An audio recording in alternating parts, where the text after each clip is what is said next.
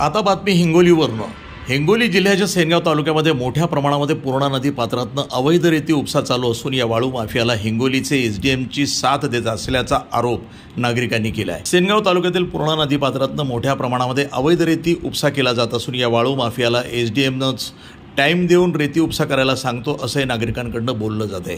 जर शासकीय कर्मचारीच अवैध वाहतूक करणाऱ्याला साथ देत असतील तर शासनाचा लाखो रुपयांचा महसूल पाण्यातच जात आहे। आता अवैध वाळू उपसा करणाऱ्यावर कारवाई होईल का, एसडीएम आणि त्यांच्या साथीदाराच्या मोबाईलची चौकशी होईल का, हे पाहणं आता महत्त्वाचं ठरणार आहे। विठ्ठल नामदेव काळबांडे एसडीएम हप्ते वसुली करतात, या अवैध वाहतूक करणाऱ्याला सपोर्ट देतात। सेनगावचे तहसीलदार महसूल अधिकारी यावर शब्द पण बोलायला तयार नाहीत। या लोकांची अवैध रेती वाहतूक करणाऱ्याची एवढी हिंमत वाढली की काही जीव मारण्याची धमक्या देत आहे।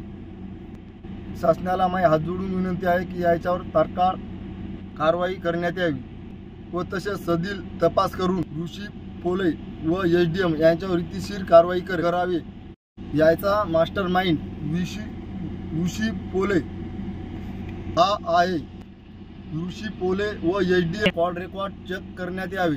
यांच्यामुळे अवैध रेतीला प्राधान्य मिळत आहे। यामुळे अनेक दुचाकी चालकांचे मृत्यू होत आहे। सर्व प्रकरणाला जबाबदार हिंगोलीचे एसडीएम अधिकारी व ऋषी पोले हा आहे। या भ्रष्ट लोकांवर कारवाई होईल का, या अवैध धंदा करणाऱ्याला वचक बसल। एसडीएम हप्ते वसुली करते। मागील काही दिवसापासून अवैध रेती पूर्णा नदीपासून भरपूर रेती उपसा चालू आहे। हे जे टिप्पर चालक, टू व्हीलर चालक टिप्पर एवढ्या वेगाने वाहत आहे की सोसाट, यामुळे अपघात होण्याची दाट शक्यता आहे। तरी हे रेती उपसा होत आहे, याचा मोरक्या कोण? याचा मेन मास्टर माइंड ऋषी कोले। प्रतिनिधी महादेव हरण, NTV न्यूज मराठी, सेनगाव, हिंगोली।